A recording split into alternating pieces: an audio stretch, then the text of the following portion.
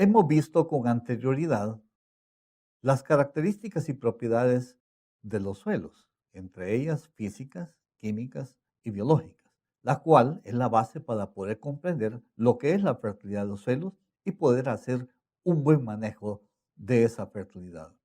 Como objetivo de las siguientes sesiones tenemos describir la importancia del estudio de la fertilidad de suelos como un factor para sostener y aumentar la productividad de los sistemas agropecuarios, analizando la relación entre la fertilidad del suelo y los demás factores que intervienen en el crecimiento de las plantas.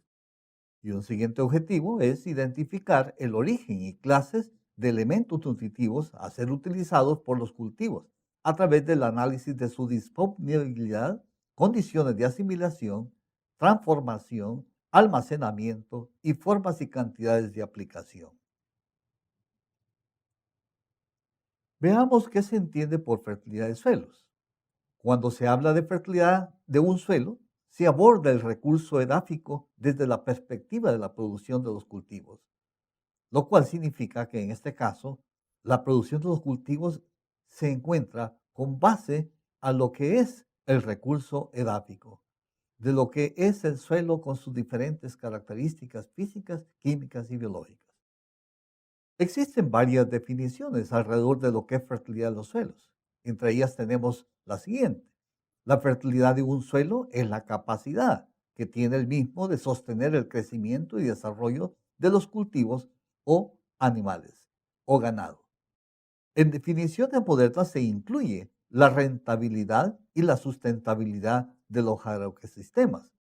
Esto es en el sentido de que para poder realmente tener una buena producción, ya sea a nivel de la producción de cultivos o a nivel de animales como el ganado, es necesario tener principalmente ganancias y a la vez también sostener los agroecosistemas. De nada serviría de que se tenga rentabilidad, pero perdemos la sustentabilidad de los agroecosistemas. Es así que esta última definición es bien importante para poder hacer un buen manejo de la fertilidad del suelo. Otra definición, y la cual es muy completa, dice lo siguiente. La fertilidad del suelo es una cualidad resultante de la interacción entre las características físicas, químicas y biológicas del mismo, y que consiste en la capacidad de poder suministrar condiciones necesarias para el crecimiento y desarrollo de las plantas, que dependen la una de la otra en armónica interrelación y que en conjunto determinan la fertilidad del suelo. Esta es una definición bastante completa de los últimos tiempos, ya que anteriormente solo se consideraba que era la disponibilidad de nutrientes lo necesario para poder producir. Sin embargo, hoy es necesario considerar las condiciones, ya sea físicas, químicas y biológicas, para que de esa manera entonces sí podamos tener una buena producción. Por ejemplo, un suelo puede estar provisto de suficientes elementos minerales, lo cual comprende la fertilidad química, pero que no está provisto de buenas condiciones físicas y viceversa. Por ejemplo, si nosotros tenemos una buena textura, franco, por ejemplo, pero tenemos una fertilidad química, en este caso poca disponibilidad de minerales, de nada servirá esa textura porque habrá necesidad de hacer alguna enmienda o alguna aplicación de productos que puedan realmente recuperar la fertilidad del suelo. Igualmente, la fertilidad del suelo no es suficiente para el crecimiento de las plantas. El clima juega un papel importante y determinante en muchos casos. Por ejemplo, se puede tener un suelo fértil y que, dadas las temperaturas extremas, no es capaz de producir buenas cosechas. Entonces, en un suelo fértil no productivo. Un ejemplo de esto lo tenemos, por ejemplo, en la producción de repollo a nivel de país. Las mejores producciones las obtenemos en la zona alta de Chalatenango. Sin embargo, si nos vamos a la zona costera, allí las producciones son bajas. Y esto es porque existen temperaturas que son altas que no dejan que se desarrolle muy bien el cultivo. Sin embargo, las condiciones de Chalatenango en su parte alta, principalmente entre los 1500 y los 2000 metros, es posible tener unas mejores temperaturas para el desarrollo del cultivo del repollo.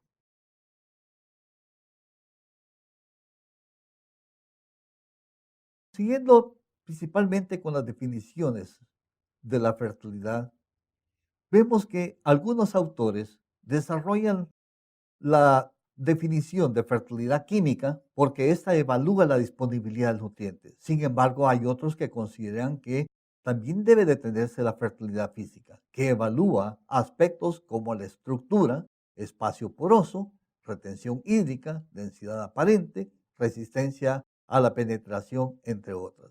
Y hay otros autores que también señalan, principalmente a nivel de la agricultura orgánica o los agroecólogos, en donde debe decirse que la fertilidad biológica debe vincularse con los procesos biológicos del suelo, relacionados con sus organismos en todas sus formas. De tal manera que para poder realmente tener una buena definición es necesario considerar las tres definiciones que consideran propiedades físicas, biológicas y las químicas. ¿Qué factores intervienen en el desarrollo de un sistema natural? Esto ya lo hemos visto con anterioridad, en donde el sistema natural tiene ciertos componentes, los cuales pues desarrollan ciertas características para que se desarrollen las plantas. Para ello tenemos dos preguntas. ¿Por qué crece una planta? Para ello se es requerido de ciertos factores internos específicos de la planta y externos, los cuales se refiere a la parte ambiental. Y tenemos otra pregunta, ¿cuáles son los principales factores que intervienen en un sistema natural? Esto se representa por una ecuación en donde tenemos Y, el cual está en función del clima, planta, suelo, donde Y es la producción, rendimiento en kilogramos por hectárea, planta, que se está refiriendo al aspecto genético, a las especies y variedades de plantas. El clima, que se está refiriendo a los patrones de lluvia, temperatura, radiación solar, viento, sombra. Y el suelo, porque en él prácticamente van a tenerse propiedades físicas, químicas, biológicas, enmiendas, nutrientes, que suplen los nutrientes, condiciones para el sostén y el desarrollo de las plantas, reciclaje del agua, nutrientes, entre otros. De esa manera, pues, un sistema natural provee a las plantas de una manera muy natural, es decir, dependiendo de lo que ha heredado del suelo, de las condiciones del clima y de las características genéticas de la planta, así va a ser su rendimiento. Ahora veamos otro caso. Los factores que intervienen en el sistema de la producción agrícola. Nos hacemos siempre la misma pregunta. ¿Cuáles son los principales factores que intervienen en el sistema para mejorar la capacidad de producción agrícola? Volvemos a considerar siempre de que el rendimiento está en función del clima, planta, suelo. Pero aquí se agrega otro factor que es el manejo agronómico, en donde específicamente Y es la producción agrícola correspondiente al rendimiento en kilogramos por hectárea. Se tienen siempre la influencia de los factores planta, clima, suelo.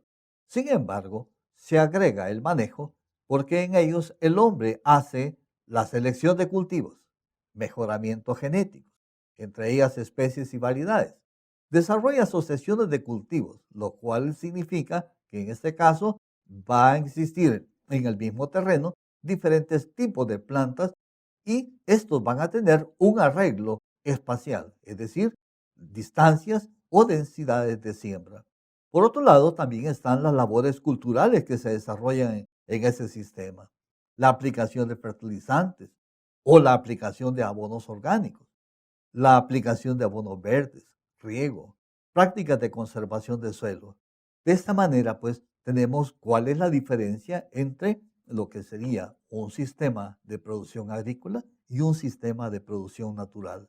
En el sistema de producción natural no tenemos el aspecto de manejo porque este se desarrolla naturalmente. En cambio, en el sistema de producción agrícola hay una intervención del hombre a través del manejo. Para que entendamos lo que hemos dicho anteriormente, veamos esa interrelación que existe entre el suelo y los diferentes aspectos externos que están al suelo.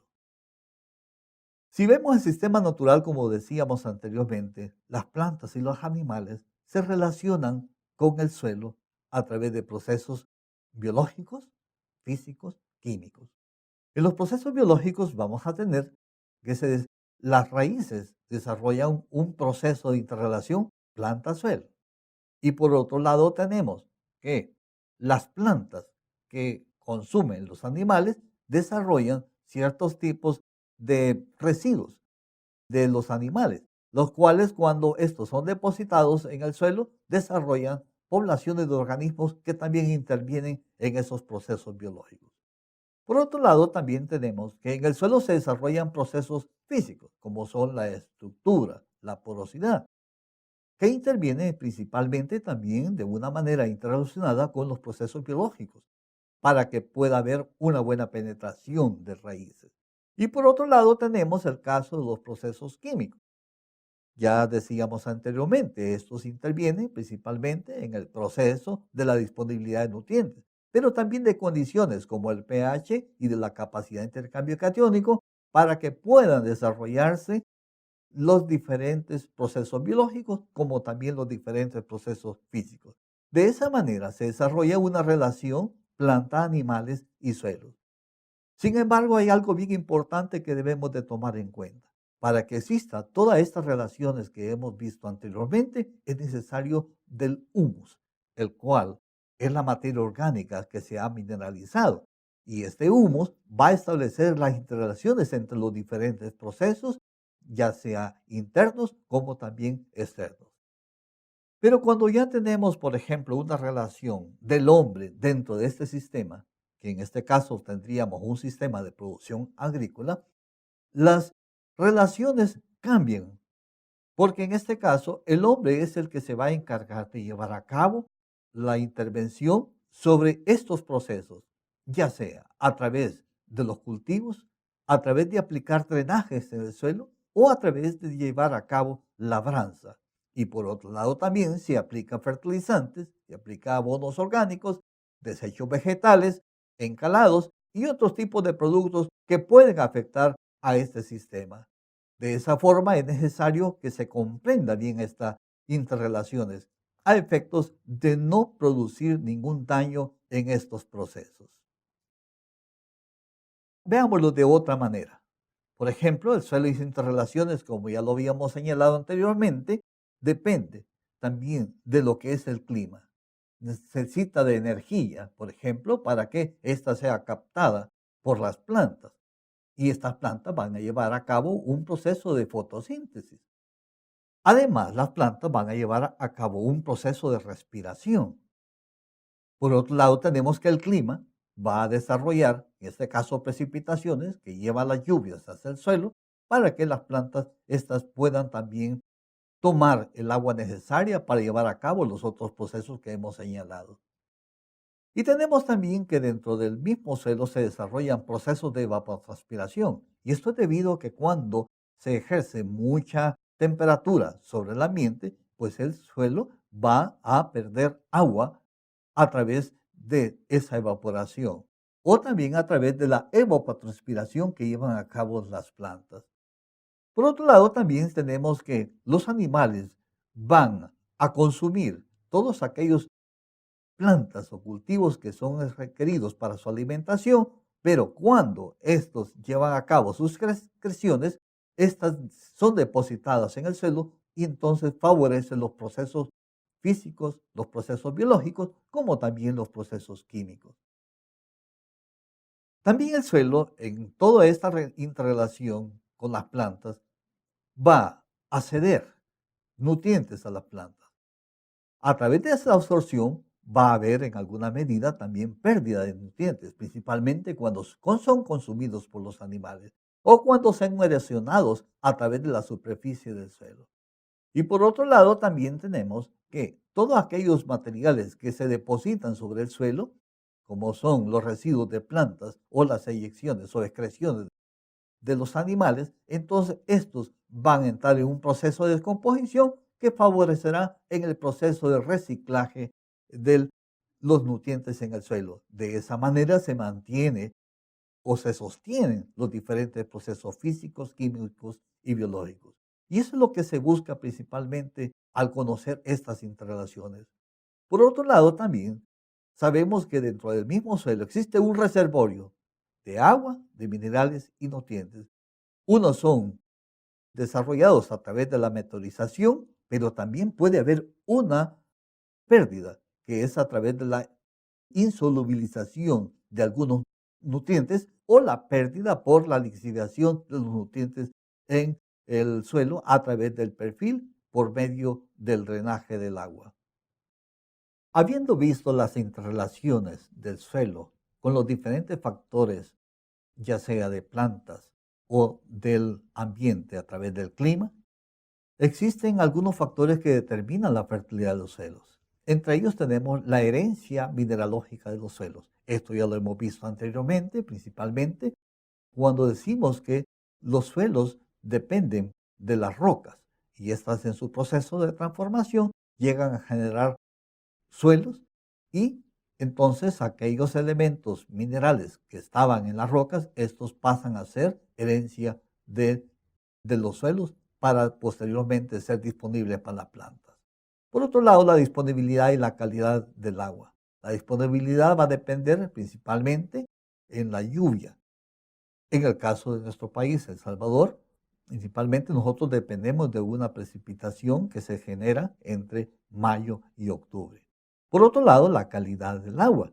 Esta va a depender principalmente de lo que se tenga a nivel ya sea de fuentes internas al suelo de agua, como también la que pueda correr a través de ríos, que puede servir también para llevar a cabo los sistemas de riego.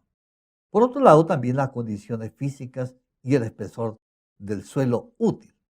Esto significa, como ya hemos señalado anteriormente, como textura, estructura, consistencia, entre otras características físicas, y la profundidad que el suelo tiene, eso dará principalmente una buena fertilidad a los suelos o dará una baja fertilidad.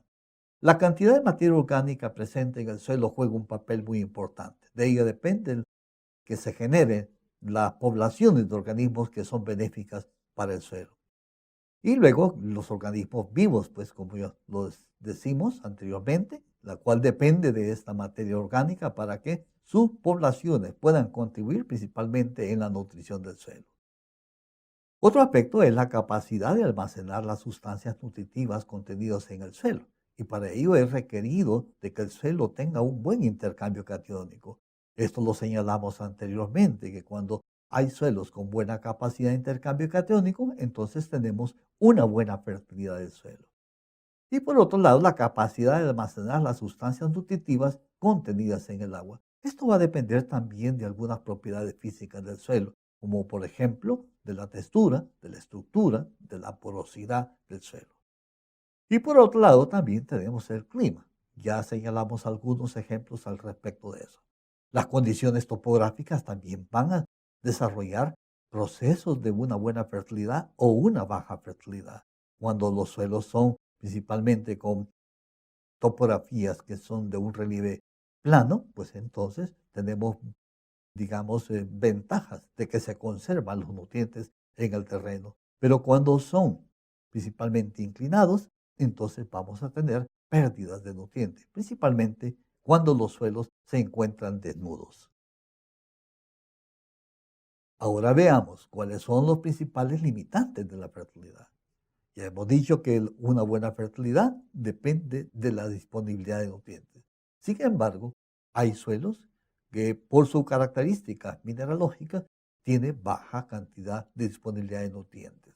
Y eso pues hará que se busquen la forma de cómo proveer los nutrientes al suelo. También las mismas condiciones heredadas del suelo, de la roca, pueden desarrollar salinidad y alcalinidad. Sin embargo, a través del manejo del suelo podemos llegar a causar este problema a través de los sistemas del río, cuando la calidad del agua es mala. Es decir, que en este caso tiene altas cantidades de bases que van a salinizar y alcalinizar el suelo. El hidromorfismo, en alguna medida, esto depende de la topografía del suelo. Si son planos, muchas veces el agua no logra salir del suelo y entonces es cuando tenemos mal drenaje y esto va a bajar la capacidad de la fertilidad del suelo. La acidez también es otro elemento, cuando principalmente esta proviene de las reacciones que lleva el suelo. Cuando aplicamos, por ejemplo, fertilizantes que son ácidos, entonces hará que se produzca acidez. En el caso de la alcalinidad en nuestro medio, pues no es muy importante porque no tenemos problemas detectados hasta el momento. Las limitaciones físicas pueden venir también a través de la textura, principalmente cuando tenemos mucho contenido de arcilla o cuando tenemos mucha arena dentro del suelo. Las estructuras, ya hemos señalado en otro momento, cuando tenemos estructuras prismáticas o tenemos grano suelto, entonces esto dará una limitante al desarrollo de la producción. La densidad del suelo también hablamos acerca de eso. Cuando se compacta, va a producir en alguna medida limitantes en la fertilidad. Y la profundidad del suelo, que dependerá específicamente de la presencia de capas endurecidas o presencia de capas de arena que no dejarán que se desarrollen las plantas. Evidentemente, los suelos que presentan erosión actual, ya sea como consecuencia de la erosión eólica o hídrica, también constituyen limitaciones de la fertilidad edáfica. Veamos aquí con algunos ejemplos con relación, por ejemplo, al contenido de la materia orgánica. Cuando tenemos un buen contenido de materia orgánica, pues entonces las plantas tendrán suficientes nutrientes, debido a que la población de organismos en el suelo favorecerá a una buena disponibilidad de nutrientes. Sin embargo, si es baja la cantidad de materia orgánica, pues entonces habrá limitaciones de los procesos biológicos. Y a la vez, también, en esta área, por ejemplo, que es donde se lleva a cabo principalmente labores agrícolas, denominada también la capa de herradura, si se lleva a cabo mucha intensidad las labores agrícolas, va a producir que aquellos poros que se encuentren disponibles para la penetración de las raíces de las plantas van a ser limitados debido a que se va a comprimir estos espacios que sirven principalmente para la aireación y para el crecimiento de las raíces de las plantas. Por otro lado, tenemos la profundidad del suelo, como lo señalábamos anteriormente.